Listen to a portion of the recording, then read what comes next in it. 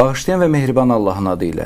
Dəyərli izləyicilərimiz, Kərbəlaya həsr olunmuş Kərbəlanın Sədası proqramında hər birinizi xoş gördük. Bizim bugünkü mövzumuz Ərbəyin ziyarəti ilə bağlıdır. Qonağımız isə ilahiyyatçı Hacı Şahin Həsənlidir. Hacı, xoş gəlmişsiniz. Çox sağ olun, minnətdarım. Dəvətimizi qəbul etdiyinizə görə biz sizə təşəkkür edirik. Evet. Hacı, Ərbəyin ziyarəti ümumən Məhərrəm səfər ayı boyu davam edən tədbirlər və eləcə də dini ayinlər arasında bəlkə də ən ehtişamlı və möhtəşəm şəkildə keçən ziyarətlərdən biridir. Və bilirik ki, bütün dünya üzrə milyonlarla insan bu ziyarətə toplaşır və həm əzadarlıqlar yerinə yetirirlər və eləcə də İmam Hüseyn əleyhissalam və digər Kərbəla şəhidlərini ziyarət edirlər ki, bunun da hal-hazırda dünyada bir misli bərabəri yoxdur. Amma ilk öncə ki, din faktoru istənilən cəmiyyətin həyatına çox böyük təsirə malikdir. Hətta o məmləkətlərdəki dindarların, dindarlığın sayı azdır, yenə də öz təsirini qoruyub saxlayır din faktoru. Bununla bağlı elə ilk sualımız budur ki, İmam Hüseyn əleyhissalama qurulan əzadarlıqların cəmiyyətin həyatına təsiri nə qədərdir? Təşəkkür edirəm dəvətə görə. Maraqlı mövzudur. İnsanlar üçün olduqca aktualdır. Ərbəyin ziyarəti artıq bütün dünyada maraq doğuran bir ziyarətdir. Və əzadarlıqla bağlı sualınıza. Əvvəla əzadarlığın kökü, qaynağı bunu deməliyik ki, dini mətnlərdən gəlir. Yəni bizim Peyğəmbərimiz və imamlarımız məhz Aşura ilə bağlı əzadarlıq, qəm mərasimlərinin keçirilməsini tövsiyə ediblər. Qəmlənməyi tövsiyə ediblər. Peyğəmbərimizdən də hədisdə, nəql olunan hədisdə qeyd olunur ki, Peyğəmbər özü də hələ İmam Hüseyn şəhid olmamış, öncədən bu hadisə haqqında xəbərdarlıq eləyib və özü göz yaşı töküb və belə bir dua edib ki, Allahın rəhməti olsun mərhəmətlə Hüseynə göz yaşı axıdanlara. Yəni bu Peyğəmbərimizin göstərişidir, dinimizin göstərişidir. Ümumiyyətlə ağlamaq, sızlamaq bəzən çox zaman mənfi bir şəkildə insanlar tərəfindən qəbul olunur. Başa düşmək olar ki, bəli, qəmin bəzi növləri var ki, insan o qəmdən uzaq olmalıdır. Ümumiyyətlə, bizim dinimiz qəmlənməyi tövsiyə eləmir ümumilikdə, hətta qəmdən qaçmağı tövsiyə edir. Bizim dinimiz deyir ki, mömin həmişə şad olan insandır. Acı qəm anlayışı var. Acı qəm hansı qəmdir? O qəmdir ki, insan öz şəxsi mənafe üçün qəmlənir. Egodan, mənəmçilikdən qaynaqlanan qəm acı bir qəmdir və insan ondan uzaq olmalıdır. Məsələn, paxıl bir insanın qəmi. İnsan ürəyində həsəd var, kiminsə uğruna görə qəmlənən insanın qəmi mənfi bir qəmdir, negativ bir qəmdir və bundan insan qurtulmalıdır. Amma qəmin belə demək mümkünsə pozitiv növləri var. Ümumiyyətlə, dinimizin işi insanın həm ağlı, həm emosiyaları iləndir. Din öz dəvətini iki müstəvidə qurur. Bir rasional, bir emosional müstəvidə. Rasional müstəvi deyildikdə nə nəzərdə tutulur? Din öz həqiqətlərini insana dəlil, sübut vasitəsilə çatdırır. Yəni, dini həqiqətləri biz ağlımız vasitəsilə dərk etməliyik. Din bizi qane etməlidir, ağlımızı qane etməlidir. Kör-körənə şəkildə dini qəbul etməyi dinimiz öz ardıcıllarına rəva bilmir. Bu fanatizmdir, bu ağılsızlıqdır və insan gərək istənilən həqiqəti ağıl süzgəcindən keçirib qəbul eləsin və ona görə də Peyğəmbərimiz Allah buyurur Quranda ud'u ilə səbilə rabbikə bil hikməti vəl məvizətil həsənə. İnsanları Rəbbinin yoluna çağır, hikmət və gözəl nəsihət yoluyla. Hikmət deyildikdə məhz bu nəzərdə tutulur ki, insanları dəvət edərkən onların ağlına istinad elə, onları dəlillərlə qane elə. Bu birinci müstəvidir. İkinci, emosional qat. Yəni, insan bütün həqiqətləri, din tərəfindən ona təqdim olunan həqiqətləri həm də mənəvi baxımdan mənimsəməlidir. Quranda ayə var ki, məsələn, onlar Quran oxuyarkən gözləri yaşla dolur. Bu artıq emosional müstəvidir. Dində bu hissi olmasa, dini təlimlər quru olar, məzmunsuz olar, hərarəti, istiliyi olmaz. Ona görə də din həm də insanın emosiyalarına da təsir edir. Bunların biri olmasa digəri naqisdir. İnsan əgər ağlı kənara qoyub emosiyaya əsaslansa bu fanatizmdir, bu təhlükəli bir haldır. Emosiyaları kənara qoyub yalnız ağla istinad eləsə, bu da bir qədər belə deyək, soyuq bir yanaşmadır, istiliyi olmayan bir həyat tərzidir. Ona görə də dini həqiqətlər həm ağıl, həm hisslər vasitəsilə qəbul edilir. İmam Hüseyn əzadarlığı da belədir. Biz çıxış edirik, İmam Hüseynin mübarizəsinin, Kərbəlasının mahiyyətini insanlara çatdırırıq və ondan sonra isə insanlar əzadarlıq etməklə sanki o eşitdikləri həqiqətləri ruhlarına optururlar. Mən bu misal başqa yerlərdə də demişəm. Misal üçün vətənpərvərlik haqqında biz insanlara danışırıq. Vətənpərvərliyin nə qədər önəmli olduğunu bir vətəndaş üçün aşılayırıq gənclərimizə. Eyni zamanda görürsünüz, vətənpərvərlik marşları var. Yəni bu artıq emosional müstəvidir. Yəni burada insan o vətənpərvərliyi ağıl süzgəcindən keçirib qəbul etdikdən sonra sənət vasitəsilə, incə sənət vasitəsilə insanın ruhuna, hisslərinə bu sirayət edir. Təbii ki, Kərbəla hadisəsi bir faciəli bir hadisədir, amma təkcə faciə deyil. Kərbəla həm də qəhrəmanlıq salnaməsidir. Kərbəlada iki tərs təfəkkür üz-üzə gəlir, iki mədəniyyət toqquşur və əslində Kərbəla şəhidlərinə əza saxlamaqla biz öz tərəfimizi bəyan edirik. Biz bəyan edirik ki, biz zülmə, zorakılığa, insan qətlinə, uşaqların, günahsız uşaqların öldürülməsinə qarşıyıq. Çünki insan matəm saxlayırsa, burada deməli bu hadisənin ictimai tərəfi ilə razılaşmır. Sual verirlər ki, axı şəhid cənnətə gedir. Cənnətə gedən üçün ağlamaq nəyə lazımdır? Əvvəla bunu qeyd eləyək ki, şəhid cənnətə də gedirsə, gözümüzün qarşısında böyük bir amansız bir belə deyək də soyqırım həyata keçirilib. Peyğəmbər ailəsinə qarşı misli görünməmiş bir zorakılıq aktıdır Kərbəla. Bir qrup insan qarşısına məqsəd qoymuş ki, Peyğəmbər soyunu yer üzündən silməlidirlər.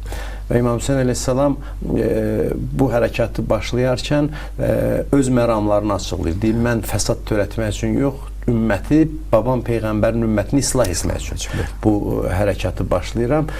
Belə bir şəraitdə deməli, şəhidlik bir şəhid üçün uğurdursa, bir cəmiyyətdə şəhid varsa, bu cəmiyyət üçün həm də uğursuzluqdur. Ona görə ki, deməli, zülm var ki, şəhid var. Şəhid kimdir? Şəhid haqq yolunda öldürüləndir. Əgər haqq yolunda haqq əhli öldürülürsə, biz haqqı sevən adam həmin gün bayram edə bilməz. Matəm həm də hadisənin ictimai tərəfinə görədir. Yəni biz matəm libasını ona görə giyinirik ki, biz haqqın əzilməsinə razı deyilik.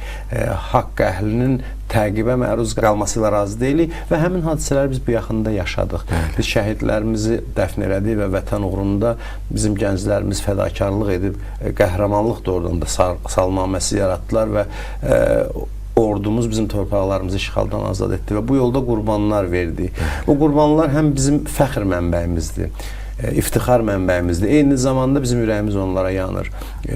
Çünki onlar vətən uğrunda şəhadətə çatıblar. Amma ki, eyni zamanda düşmənin amansızlığı nəticəsində onlar qətlə yetirilib, günahsız qanları torpağa tökülüb. Yəni, burada hiss və ağlın vəhdətindən əzadarlıq doğur. Və bugünkü sualınızın yəni bir əsas hissəsi də bundan ibarət ki, bugün bunun faydası nədir? Bilirsiniz, qəm insanları birləşdirir. Qəm fədakarlıq deməkdir. Şadlıqda bir ego olur, amma qəm özündən çıxıb sevdiyinlə bütövləşməkdir. Və cəmiyyət bir ailəyə yana bilirsə, Peyğəmbər ailəsinə, deməli, onda mərhəmət hissləri yaşayır. Deməli, insanlar bir-birinə qarşı da mərhəmətli davrana bilər. Qəm, pozitiv bir qəm insanı öz mən dairəsindən xaric edir və bu əslində, bir daha deyirəm, bütün dahilərimiz bu qəmi vəsf edib, tərif edib. Çünki bu bizim öyrəşdiyimiz qəmdən deyil. Biz insanlar nə üçün bəzən ehtiyat edir? Çünki həmişə qəmin acı növləri ilə qarşılaşırlar. İnsanın da qəmdən qaçması təbiidir. Amma bu yeganə qəmdir ki, bir Allah həsrətindən olan qəm, bir də İmam Hüseynlə bağlı qüssə və qəm insanı cəzb edə bilir özünə. Qəribə bir haldır ki, insan ondan zövq alır. Əslində qəmdən zövq almaq yaxşı hal deyil, amma bu qəmin fərqli növüdür. O mərasim mərasimlərdən insan çıxanda qəlbində bir səfa olur, şadlıq olur, sevinc olur və bu sevinclə qarışıq bir qəmdir. Çünki biz aciz insanlara matəm saxlamırıq, biz qəhrəmanları öyürük və onların, yəni onları qanına qəltan edən dünyaya təəssüf edirik ki, niyə dünya bir vəziyyətdədir ki, belə bir gözəl insanlar qətlə yetirilir və bunu da sonda deyim, bu suala cavab olaraq İmam Hüseyn əleyhissalam bir məzhəbin deyil. Azərbaycanda tarixən bütün məzhəb, hətta fərqli din təmsilçiləri belə İmam Hüseyn əleyhissalama sayğı göstərib, Məhərrəm ayını qeyd edib və ona görə də bu xalqımızın birlik nöqtəsidir. Müxtəlif düşüncəli insanlar Kərbəla hadisəsi vasitəsilə birləşə bilir. Təşəkkür edirik sadəcə verdiyiniz çox gözəl və geniş izaha görə. Ümumən Kərbəla vaqiəsi haqqında danışanda və ümumiyyətlə ictimaiyyətdə müzakirə olunanda bəli, zaman-zaman fərqli yanaşmaları görürük, hətta iddialar da səsləndirilir müxtəlif.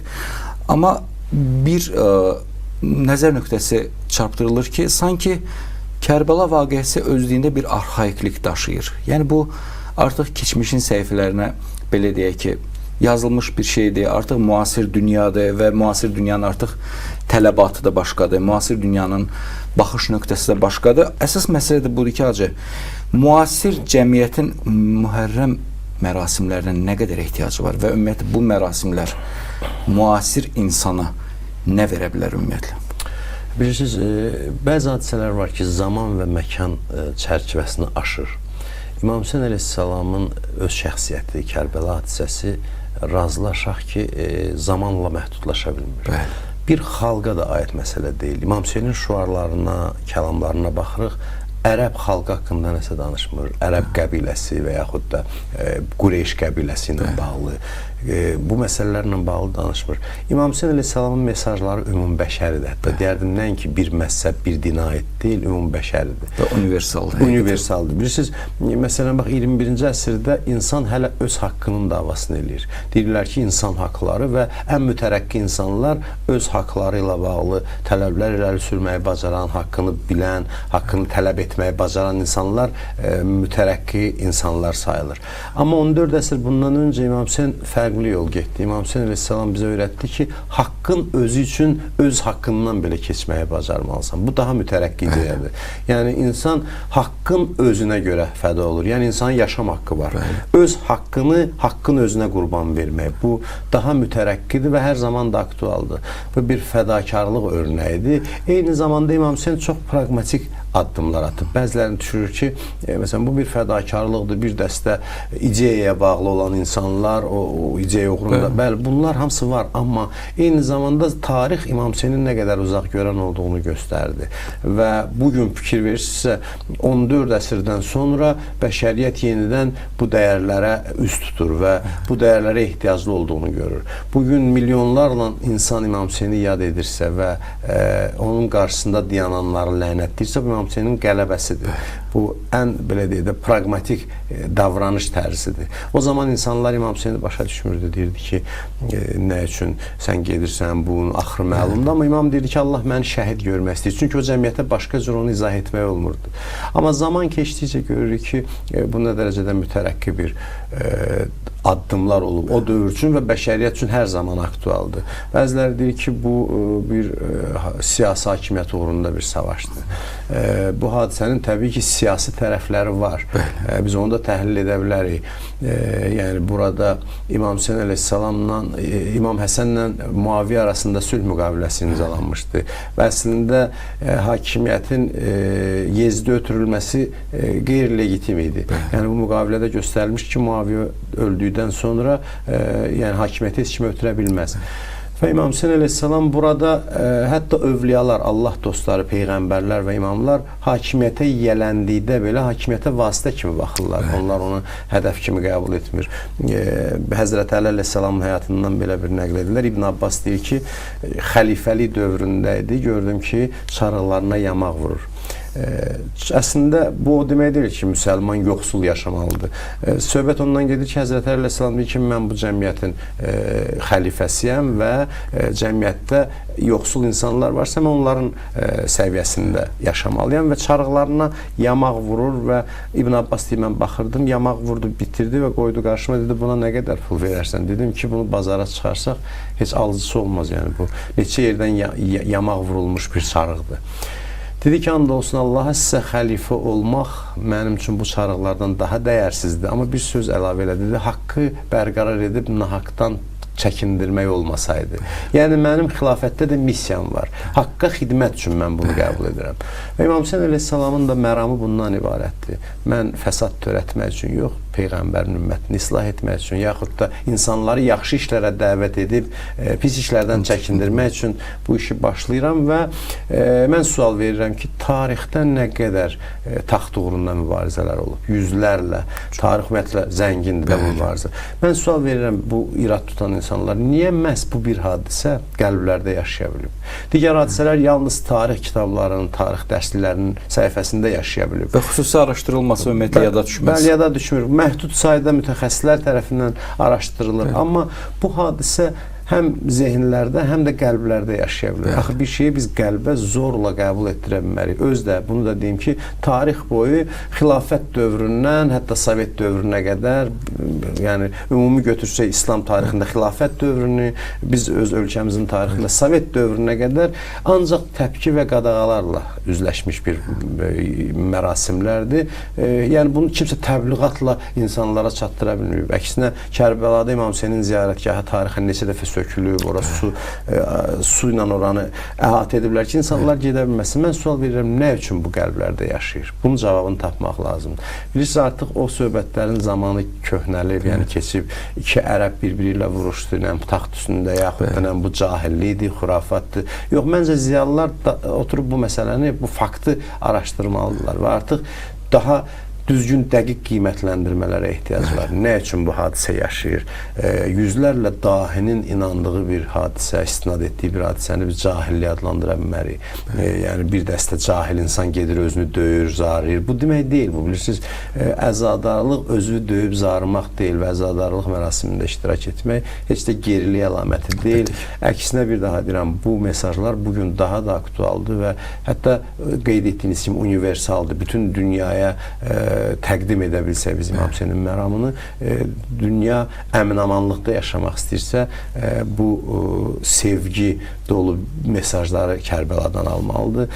Kərbəla zorakılığın əleyhinə bir dirənişdir. Kərbəlada biz bir dəstə görürük insan ki, zahirən bioloji baxımdan insandılar, amma Quranın təbirincə desək, 4 ayaqlı heyvandan daha aşağıdırlar. Onlar öz cılız məqsədləri üçün istənilən cinayəti törətməyə hazırdılar. Amma digər tərəfdə məhdud bir dəstə görürük. Onlar ilahi insanlardır və öz mənəvi məqsədləri üçün heç bir qırmızı xətti keçmirlər. Yəni məqsədləri müqəddəs olduğu kimi məqsədə çatma vasitələri də müqəddəsdir. Təşəkkür edirik sizə Hacı, verdiyiniz çox gözəl və necə deyək, faydalı izaha görə ki, düşünürük ki, hər bir izləyicilərimizi düşünməyə vadar eləyəcək ki, bunun da nəticəsində haqqı həqiqətlə tapa biləcəklər. Hacı, bütün Məhərrəm ayı ərzində, Səfər ayı ərzində məmləkətimizdə və eləcə də bütün dünya üzrə inanclı müsəlmanlar, əhl-beyt sevərlər mərasimlər təşkil edirlər. Bir faktor həqiqətən də çox maraqlı olur hər zaman. Həm qeyri-müsəlmanlara, həm qeyri-inanclılara, həm belə deyək ki, praktik olmayan inanclılara ki, bu mərasimlər həqiqətən də çox davamlı şəkildə hər il keçirilir və ildən ilə də daha çox, belə deyim ki, ehtişamlı keçir. Və hər zaman izləyicilərimizin də elə, insanların da bir növ marağına səbəb olur ki, bunun bir ictimai özülü nədir ki, bu mərasimlər nəinki ildən ilə zəifləyir, hətta ildən ilə daha da qüvvətlənir. Düşünürük ki, izləyicilərimizə bu barədə qısa məlumat versəz çox faydalı olur. Bəli, haqlısınız. Yəni, burada bütün dünyada ümumiyyətlə İmam Hüseynlə bağlı mərasimlər kütləvi qeyd olunur. Azərbaycan xalqı da tarixən, bir daha deyirəm, məzhəbindən asılı olmayaraq, bütün Azərbaycanda, bütün məzhəb və inanclarda olan insanlar bu mərasimlərdə iştirak ediblər. Azərbaycan unikal dövlətlərdəndir ki, burada ümumiyyətlə məzhəb və din zəminində heç bir qarşıdurma olmayıb tarixən. Əksinə barış mühiti olub və mən deyim sizə ki, bax, bu sevgi mühitinin formalaşmasında xalqımızın övliyalara məhəbbəti, o cümlədən İmam Hüseynə məhəbbətdə mühüm rol oynayıb. Bilirsiniz, dindən məhəbbəti çıxararıqsa, bu eşq, bu hərarəti çıxararıqsa, din quru ehkamlar toplusuna çevrilir və sərt ehkamçılığı isə radikalizm və fanatizmlə nəticələnir. Bilirsiniz, məsələn, bir sıra yaxın şərqdə biz cərəyan edən proseslərə baxırdıq. Bir sıra orada radikal cərəyanlar ziyarətgahları dağıdırdı, pirləri dağıdırdı ki, bu Allaha şərik qoşmalıdır falan. Amma bilərəkdən ya bilməyərəkdən məhəbbəti hədəf alırdılar, sevgini hədəf alırdılar. Bu ziyarətgahların mənası nədir? Allah dostlarına sayğı, sevgi. Azərbaycanda bu bugün dövlət hesabına təmir edilir, bu ziyarətgahlar inşa edilir və bu çox olduqca doğru yanaşmadır. Çünki bu ziyarətgahlar insana mərhəmət hisslərini aşılayır. Bir insan Allah dostlarına, övliyalarına sədaqətini göstərirsə, onların məzarının ziyarətinə gedir, onları yad edirsə, bir insan belə də 3 yaşlı qızın qarət olunmasına, 6 aylıq körpənin qətl edilməsinə narahatdırsa, yana bilirsə, bu cinayətkar ola bilməz, əgər bunu qəlbən dərk edərsə. Ona görə də bilirsiniz, ictimai baxımdan da bu hadisə olduqca əhəmiyyətlidir. İctimai münasibətlərimizi tənzimləyir, bizə mehribanlıq duyğuları aşılayır, ailələrdə mərhəmət hisslərinin yaranmasına gətirib çıxarır. Bir ailə, məsələn, bu hadisələri eşidir və bir yerdə bu mərasimdə iştirak edirsə, orada olan əxlaq nümunələrini, örnəklərini görürsə, ailə daxili münasibətlərə bu təsir göstərir. İnsanlar arası münasibətlərə təsir göstərir. Ümumiyyətlə, insanların hamısının bir dəyərə üst tutması cəmiyyət üçün olduqca müsbət bir haldır. İstənilən cəmiyyət üçün cəmiyyət bir kamil insan ətrafında birləşə bilirsə, qoy o insan 1400 il bundan öncə yaşayıb, amma mesajları bugün yaşayırsa, bugün də aktualdırsa və insanlar onu yad edirsə, bu halda bu özü-özlüyündə cəmiyyətdə birliyin möhkəmlənməsinə xidmət edir. Təşəkkür edirik sizə, Hacı.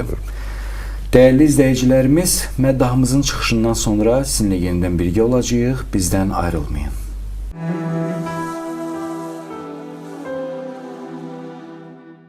Ey məni dərdə salan, nəşi qalan bəlalı çöllərdə, əşkimi qanə qatan, təşnə yatan, yaralı çöllərdə, özün minadə Hüseyin, başın cidadə Hüseyin, tifaqimiz dağılıyıb, bu Kərbəlada Hüseyin,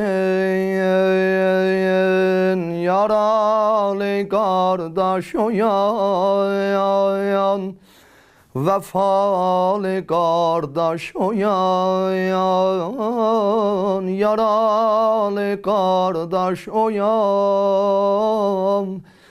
vəfalı qardaş oyan.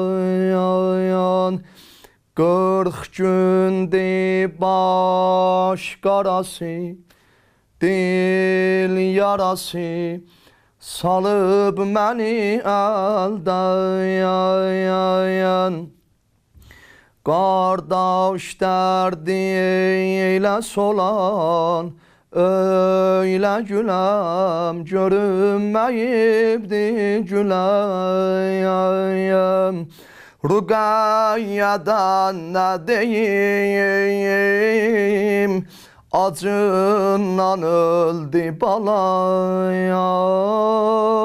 Görüncə qanlı başı, qardaş ölüb dirildi balam.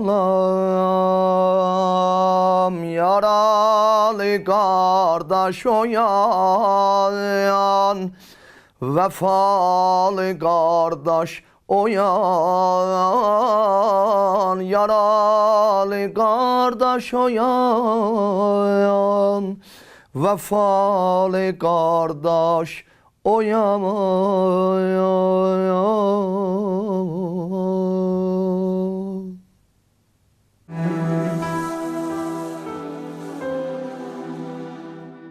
Değerli tamaşaçılarımız, siz Kərbəlanın Sədası proqramını izləyirsiniz. Bizim bugünkü qonağımız ilahiyyatçı Hacı Şahin Həsənlidir. Hacı, ümumən məmləkətimizin, xalqımızın, millətimizin adət-ənənəsinə diqqət yetirdikdə Kərbəlanın və Aşura mərasimlərinin, ümumiyyətlə bu anım günlərinin artıq bizim bir milli mənəvi irsimizə çevrildiyini görürük. Və eləcə də dinin gətirdiyi bir çox anlayışlar artıq bizim bir dillə desək ətimizə, qanımıza hopmuşdur. Və eləcə də 40 mərasimidir ki, bu nəinki dini, ictimai mərasimlərlə bağlı, eləcə də fərdi və ailəvi məsələlə bağlıdır ki, müəyyən ailələrdə bir insan öz yaxınını itirəndə və onun təbii ki, mərasimlər keçirilir və 40 mərasimi xüsusi bizim həyatımızda böyük rol oynayır. Eləcə də dini rituallarda və Aşura ilə bağlı biz Ərbəyin mərasimini xüsusi seçildiyini görürük, xüsusi cəhətdən həqiqətən də parladığını görürük. Ümumən, Ərbəyin mərasiminin əhəmiyyəti bütün Mühərrəm ayinlərinin içində nə qədər əhəmiyyətə malikdir? Çox sağ olun. Əvvəla xalqımızla bağlı qeyd elədiniz. Bəli, bizim dini ayinlərimiz bizim həm də milli kimliyimizin tərkib hissəsinə çevrilir. Ümumiyyətlə, ən təhlükəli hal dini və milli dəyərləri toqquşdurmaqdır, onları üz-üzə qoymaqdır. Bugün bəziləri buna cəhd göstərir, xaricdən də bəziləri, İslama aid olmayan, müsəlman olmayan hətta bəzi dairələr bu kimi düşüncələri xalq arasında yayır. Bəzən özünü millətə bağlı olan insan kimi göstərən adam dini hədəf alır. Güya ki, din bunun milli duyğularına mane olur, milli özünün dərkinə mane olur. Və yaxud da dindar kimi özünü təqdim edən insan milli dəyərləri hədəf alır, adət-ənənələri hədəf alır. Ümmətçilik adı ilə milli olan nə varsa onu inkar etmək, bu yanlışdır. Yəni, Quranda da qeyd olunur ki, biz sizi bir kişi və bir qadından yaratdıq və sizi xalqlara, qəbilələrə, tayfalara böldük ki, bir-birinizi tanıyasınız. Sonra buyurur ki, sizin içinizdə ən üstünləriniz təqvalılarınızdır. Deməli, din bu fərqliliyi qəbul edir və o fərqliliyi hər bir xalqın öz milli köklərinə bağlılığı, eyni zamanda ümumbəşəri dəyərlərə, İslami dini dəyərlərə bağlılığı, bunlar bir-birini tamamlayan mövzulardır və Aşura mərasimi də, Kərbəla hadisəsi də bizim həm dini, belə deyək, ibadətimiz sayılır, Allaha yaxınlaşma vasitəmiz sayılır. Eyni zamanda da bizim milli kimliyimizə artıq sirayət edib əsrlərlə. Bizim mətbəximizdən tutmuş musiqimizə, bizim hətta teatr sənətində ayrıca bir şəbihlə bağlı bölmə var. Ədəbiyyatımıza sirayət edib, mətbəximizə sirayət edib. Yəni, bu artıq hamı, dünyanın hər yerində Azərbaycanlılar ildə 2 dəfə Azərbaycanlı olduğunu tam əminliklə xatırlayırlar. Yəni, onlar Azərbaycanlı olmaqları barədə elə bir ki, sanki bir şuuraltı bir mesaj gəlir. Novruz bayramında bir də Aşura günü. Yəni, Aşura günü dünyanın hər yerində Azərbaycanlılar Aşura ilə tanındı və Aşuranı qeyd etməklə. Və Aşura bizim həm də milli, bir daha deyirəm, adətimizə çevrilir. Milli kimliyimizin tərkib hissəsinə çevrilib. Eyni zamanda Ərbəyin mərasimləri, ümumiyyətlə 40 anlayışı dinimizdə var. İstənilən bir əməli təsirli etmək üçün onu 40 gün davamlı etmək tövsiyə olunur və 40 gün ərzində insan bir əməl edirsə, artıq o əməl onun qəlbində kök salır, müsbət mənada. Mənfiyə də aid etmək olar bunu və Kərbəla hadisəsi də 40 gün ərzində qeyd olunur dünyanın hər bir yerində və 40 ziyarətinin, Ərbəyin ziyarəti bağlıdır Peyğəmbərimizin sahabəsi Cabir ibn Abdullah Ənsari ilə. İmam Hüseyni o ziyarət edib ilk olaraq və ondan sonra da imamlarımızdan da hədislər nəql olunub ki, 40 günü İmamın Ərbəyini günü onu ziyarət etmək tövsiyə olunur və Azərbaycanda da bu 40 mərasimləri ümumiyyətlə həmişə qeyd olunub və bilirsiniz, bunu sizə deyim ki, İmam Hüseyin əleyhissalamın Ərbəyin mərasimi, bayaq siz verilişin əvvəlində qeyd etdiniz ki, onun bənzəri yoxdur, yəni kütləvilik baxımından heç bir bənzəri yoxdur. dünyada ən kütləvi mərasimlərdən sayılır və maraqlısı budur ki, onun təşkilatçılığı ilə da hansısa bir qurum məşğul olmur. Siz təsəvvür edin, milyonluq insan seli Kərbəlaya doğru Nəcəfdən piyada hərəkət edir və onların yeməyi, içməyi sakinlərin hesabına olur. Yəni insanlar bir-birinə yalvarır ki, gəl mənimlə, mənim evimdə qal və mən özüm dinləmişəm orada iştirak edən zəvvarlar ki, yəni durursan, görürsən ki, ayaqqabılarına qədər təmizləyib evin əhli və süfrələr açılır. İnsanlar yol qırağında süfrə açırlar. Hətta mən bunu həmişə danışıram. Bir nəfər deyim, mən istiydi, oturdum, dincimi alım, həm də su için bir qədər. Sərin su içirdim, amma kölgəyə keçəcək bir yer yox idi. Mən oturmuşdum, su içirdim və bir nəfər gəldi, deyir, mənim qarşımda dayandı. Mən də su içə-içə buna baxıram. Görürəm ki, dayanıb qarşımda mənə baxır. Dedim, bəlkə nəsə istəyir. Məndən gördüm ki, yox, baxdım ki, heç nə istəmir və bu dayandı. Mən deyir, sual verdim ki, sən nə üçün dayanmısan düzməklə üzbəüz? Dedi ki, hərə bir şey ehsan eləməyə gətirib. Mən imkansız adamam və bu niyyətlə gəlmişəm ki, günün qarşısını alım, İmam Hüseynin zəvvarlarına kölgə yaradım. Yəni doğrudan da bu möcüzədir, bu eşqin yaratdığı möcüzədir. İnsanlar bir-birinin ayaqlarını ovur və yaxud da məsələn onlara bir-birinə yardım göstərir, bir-birinə sevgi göstərir, məhəbbət göstərir, tam təmənnasız olaraq. Yəni yalvar-yaxarla bir-birini çadırlarına dəvət edir, bir-birinə yəni məhəbbət göstərir. Bundan gözəl nə ola bilər? Yəni bilirsiniz, bugün mən Avropadan bir xanım gəlmişdi, mənimlə görüşürdü, Polşalı idi. O deyir ki, mən Kərbəla hadisəsi ilə maraqlananda Ərbəinlə bağlı fotolar qarşıma çıxanda mən gördüm ki, dünya bugün bunu axtarır. Bilirsiniz, bugün mənfəətpərəstliyin aşılandığı bir dönəmdə insanların bir-birinə qarşı yox, ancaq öz mənafeyinə qarşı diqqətli olduğu bir dövrdə, egosentrizmin hökmran olduğu bir dövrdə Ərbəin bir hadisəyə çevrilib. Yəni bu fərqli bir mədəniyyətin doğulması deməkdir. Yəni bir qrup insan hamısı birinə aşiqdir deyə o eşqin içində əriyib bir-birinə qarşı da son dərəcədə mehribandır. Çünki birinə bağlandıqca insan egodan azad olur. İnsan egoizmdən azad olduqda isə başlayır başqa insanlara mərhəmət göstərməyə. Yəni bu əslində Kərbəla Ərbəin ziyarəti bir yaşam modelidir.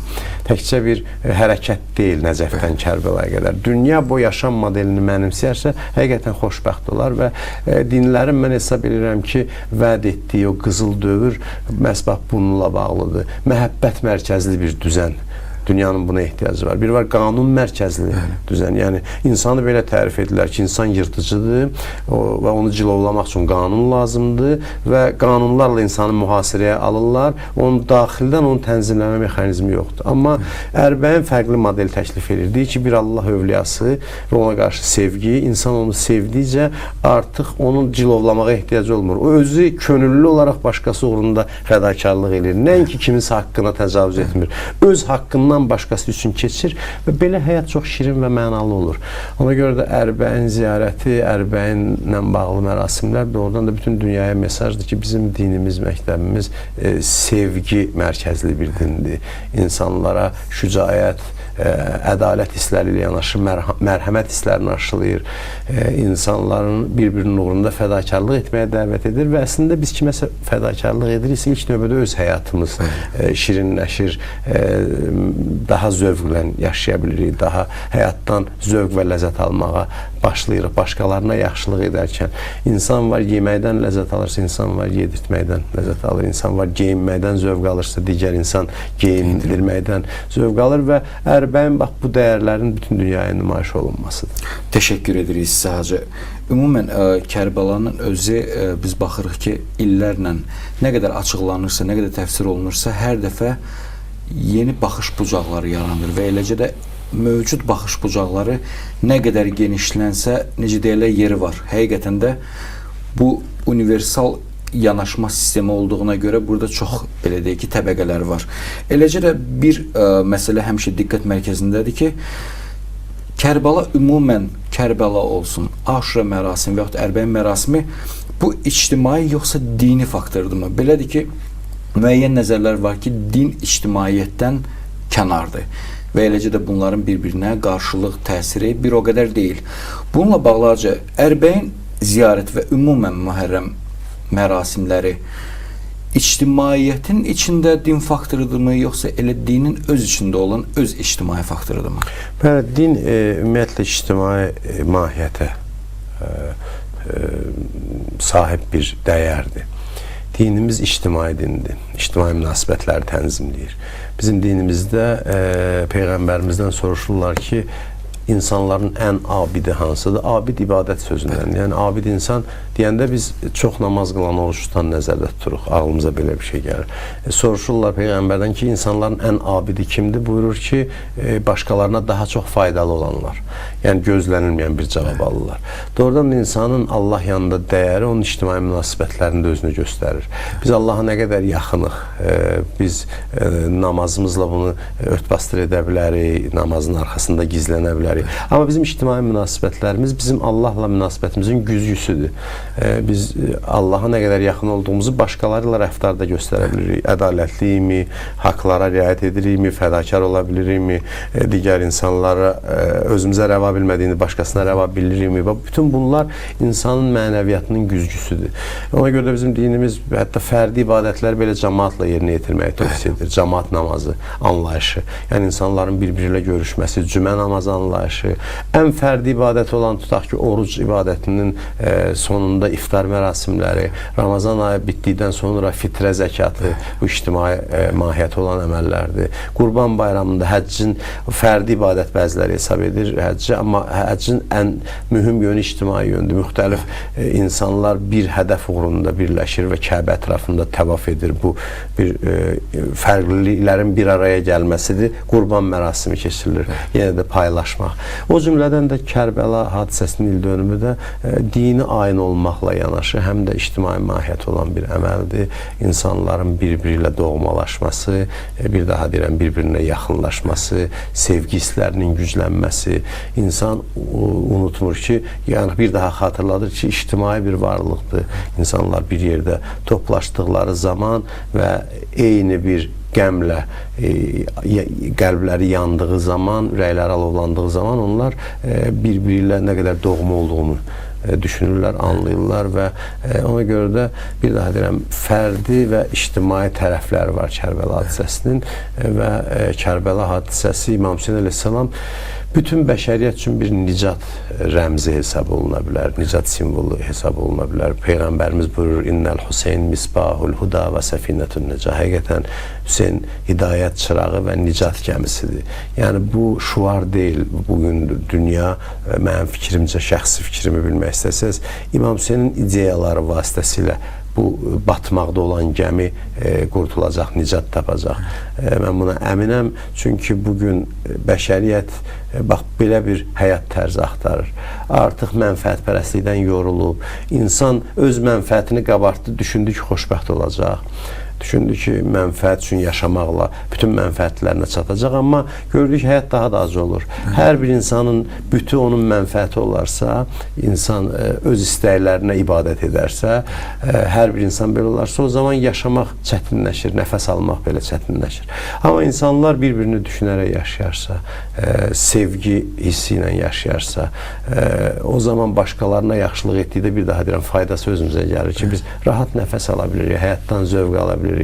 Ona görə də Kərbəla hadisəsini qeyd edərkən bunun ictimai tərəfinə mütləq diqqət olunmalıdır və olunur da və təhlil olunduğu zaman bu məsələlərdə xüsusi vurğulanmalıdır. Məsələn, biz bu birliyi bir daha deyirəm, 44 günlük müharibə zamanı gördük.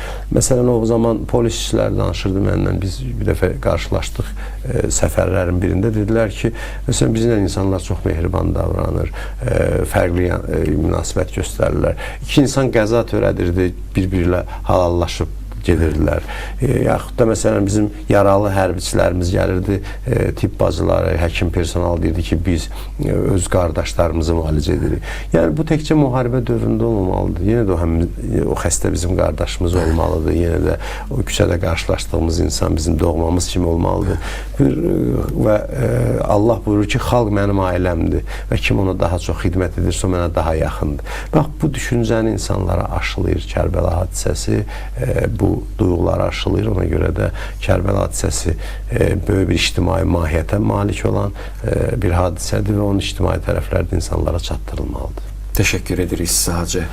Ümumən İslamın da təlimlərinə diqqət etirdikdə ən ömdə və ən öndə gedən anlayışlardan birinin ümmətçilik olduğunu görürük ki, heç bir fərq qoyulmadan və hər hansı bir məqsəd güdülmədən özünü müsəlman kimi görən, müsəlman kimi inanc daşıyan və bu İslam dininə özünün mənsubluğunu bildirən insanların bir vəhdət halında cəmləşməsi və bir vahid, bir bütövün bir hissəsi olmağı, yəni Allah tərəfindən də, dini təlimlər tərəfindən, Quran-ı Kərim tərəfindən də dəfələrlə vurğulanmış bir əhəmiyyətli nöqtədir.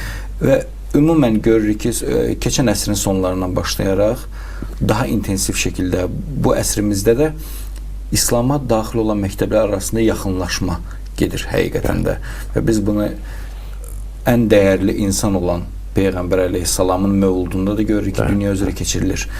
Hacı, bəs Ərbəyin mərasimi ki, bu ehtişamı, bu möhtəşəmliyi özündə daşıyır, məktəblər arası, axınlar arası və eləcə də İslam daxili cərəyanlar arası yaxınlaşma, vəhdət və bir bütöv halına gəlməsində necə bir timsal ola bilər və buna necə deyərlər ki, iddialıdırmı və iddiası nə qədər həqiqidir? Bəzi insanlar Kərbəla hadisəsini hətta o qədər irəli gedirlər ki, məzhəb qarşıdurması kimi təqdim etməyə çalışırlar, amma tamamilə yanlış düşüncədir. İmam Hüseyn əleyhissalam Peyğəmbərimizin, Peyğəmbər sallallahu nəvəsidir. Peyğəmbərimiz bütün müsəlmanlar üçün əzizdir və İmam Hüseyni bütün müsəlmanlar sevir. İmam Hüseyn bütün İslam dünyasına məxsus bir dəyərdir. Hətta bayaq dediyi ümumbəşəri bir dəyərdir. Ona görə də onunla bağlı mərasimlərdə, Ərbəyində də bütün məzhəb təmsilçiləri, hətta digər din təmsilçiləri iştirak edir. Yəni burada sünni, şiə ayrı seçkiliyi yoxdur. Bütün ənənəvi məzhəblər, mən özümüz kadrlardan da görmüşük, canlı orada iştirak edənlər də deyir, müxtəlif məzhəb təmsilçiləri ziyarətə gəlir, yan-yana dayanıb ibadət edir.